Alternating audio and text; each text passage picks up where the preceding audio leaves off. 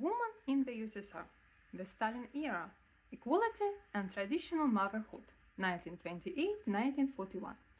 During the Stalin era, the position of women in the USSR became contradictory.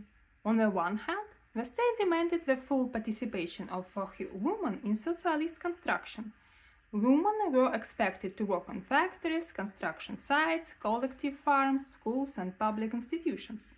On the other hand, it was precisely during this period that Soviet authority began to reintroduce traditional family values, strengthening the cult of motherhood and the family.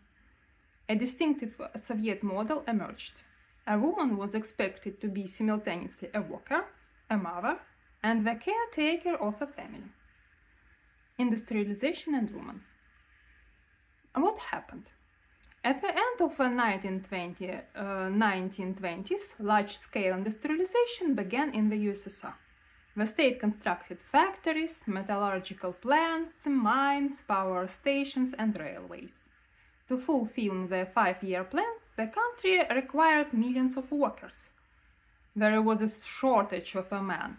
Part of the population had died in the Civil War, many men were serving in the military, and industrial growth was extremely rapid. As a result, the state massively mobilized women into production. If in the Russian Empire women's work was often limited to domestic labor, agricultural work, and low-paid occupations, then in the 1930s women began to work as machinists, tractor drivers, train operators, engineers, builders, and miners. Soviet posters depicted women as strong, disciplined, physically resilient, and politically conscious. The central slogan was, "A woman is an equal builder of socialism." By the end of the 1930s, millions of women worked in industry. The number of women grew especially rapidly in the textile, medicine, education, and the state administration. Alexei Stakhanov became a symbol of extreme work productivity. After him, female labor heroines emerged. Propaganda promoted the idea that Soviet women could work no worse than men. Pasha Angelina became one of the most famous women of the 1930s USSR. She worked in the Donbass, Ukrainian SSR, and organized one of the first women's tractor brigades. Her period of fame began in 1933. Her famous slogans 100,000 friends to the tractor.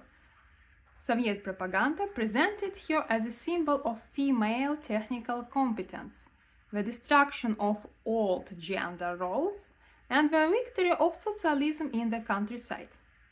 Evdokia Vinogradova was a textile Stakhanov worker who became famous in Ivanovo-Voznесensk in 1935-1936. She gained recognition after dramatically exceeding production norms in the textile industry.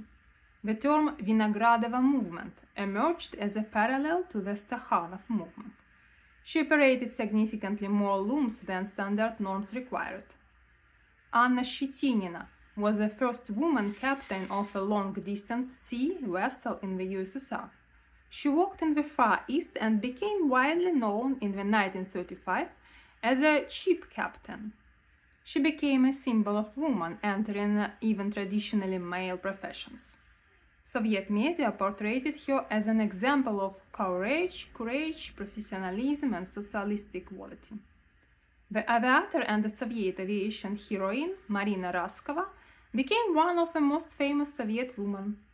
Her record-breaking flights were widely covered in newspapers and newsreels.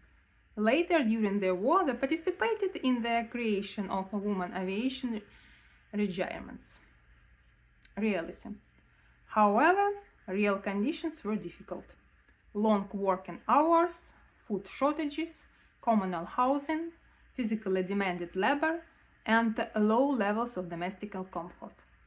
Despite formal equality, women often received less prestigious positions and lower wages. Consequences of collectivization. What collectivization was? At the beginning of the 1930s, The state began to merge peasant households into collective farms, kolkhozes. This process was accompanied by violence, the dispossessions of wealthier peasants, dekulakization, famine, and the destruction of traditional rural life. For rural women, the consequences were especially severe. Women lost their family way of life, worked in collective farms almost without pay, bore responsibility for children and household duties, and endured famine and repression. After collectivization, women became the main workforce in agriculture. Many men were arrested or left for industrial construction projects. So women increasingly became heads of households. They worked in fields, on farm, in livestock production, and in food processing. Historians note that women often became active participants in resistance to collectivization. The reasons included fear of famine.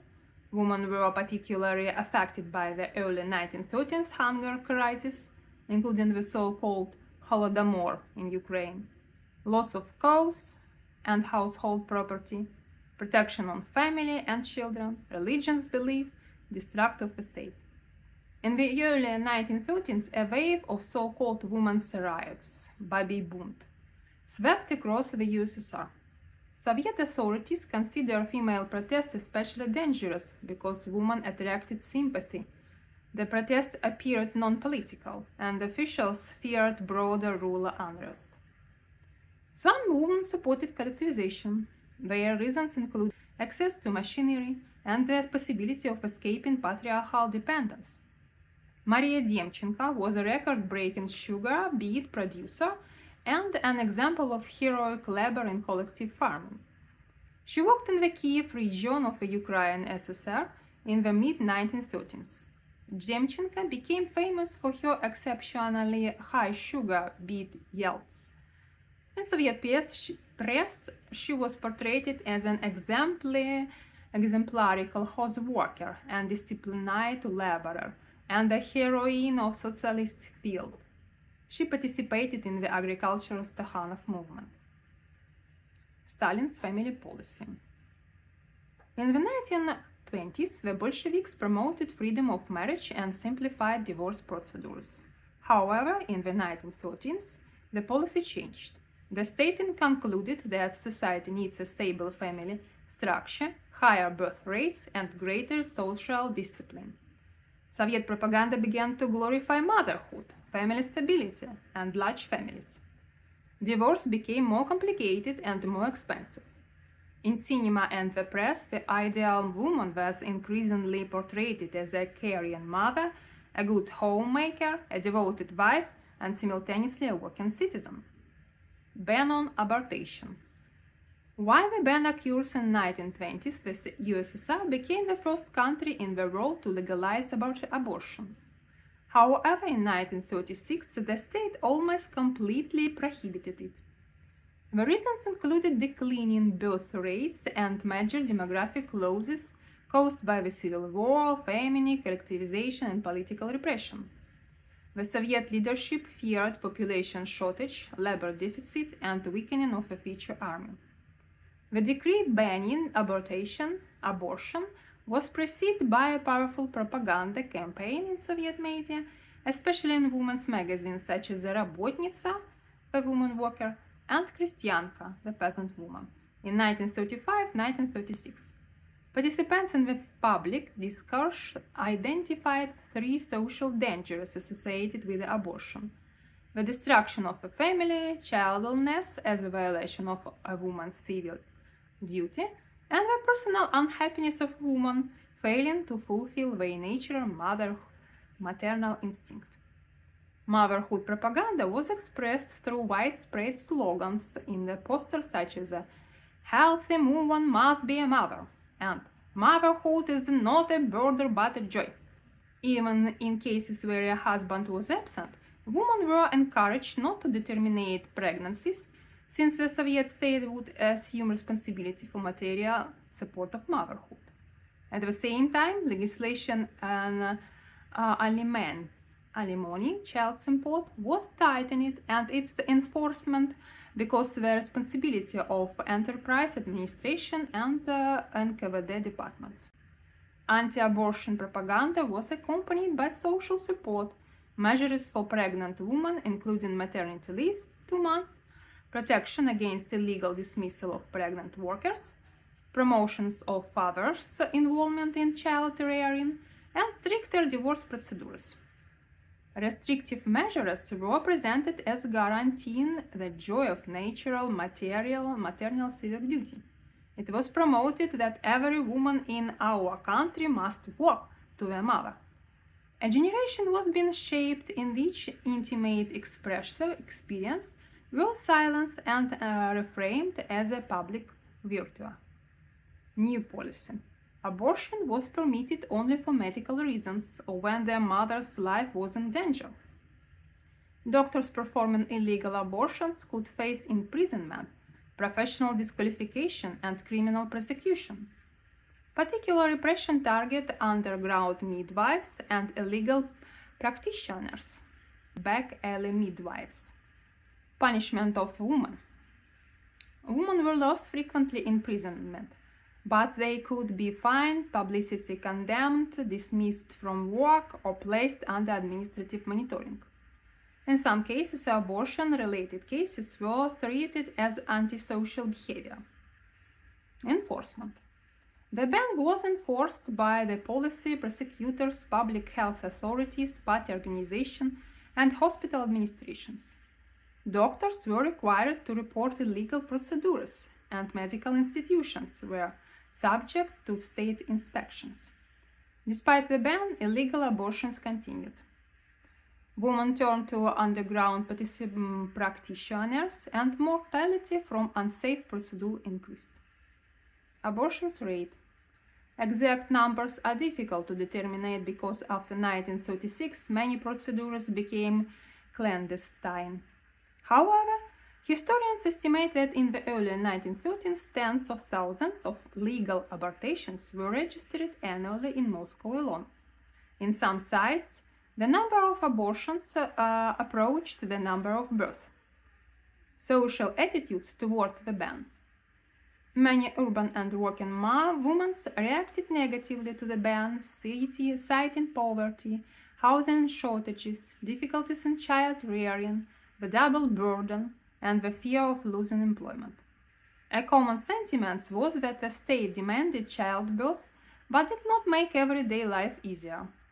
Rural attitudes were more complex. On the one hand, traditional culture and religion condemned abortion as a sinful.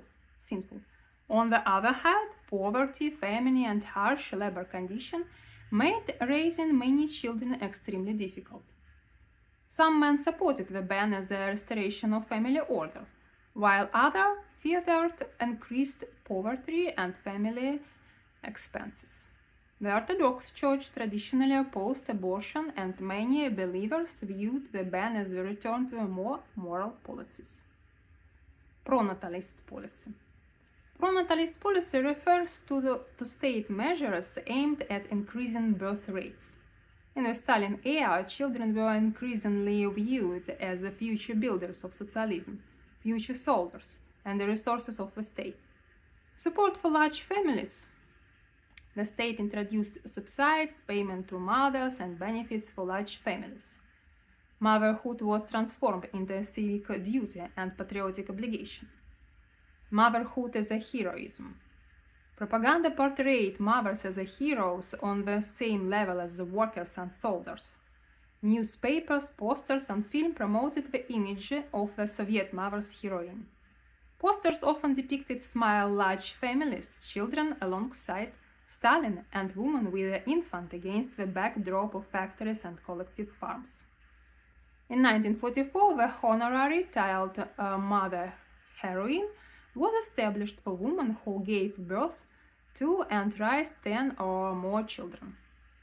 Other awards included the Order of Maternal Glory and the Medal of Motherhood. These awards reflected the state's demographic goals and the ideological ideal of a large family. Aaron Solz was one of the party ideologists who advocated straightening the Soviet family in the 1930s. He was a sold Soviet jurist, old Bolsheviks, and a prominent representative of early Communist party morality. He was sometimes called the consciousness of the party. He argued that the socialist state required a stable family, that the family formed its disciplined citizens, and that children were a resource of socialist society. The emergence of a double burden. The double burden became a central contradiction of Stalinist gender policy. It referred to the situation in which women simultaneously worked outside the home while performing the majority of domestic labor. Soviet women were widely employed in industry, education, medicine, and public administration, yet remained primarily responsible for cooking, cleaning, and childcare. Although the state proclaimed gender equality, domestic labor remained largely considered a woman's responsibility. Thus, women effectively worked 2 shifts, at the workplace and at home.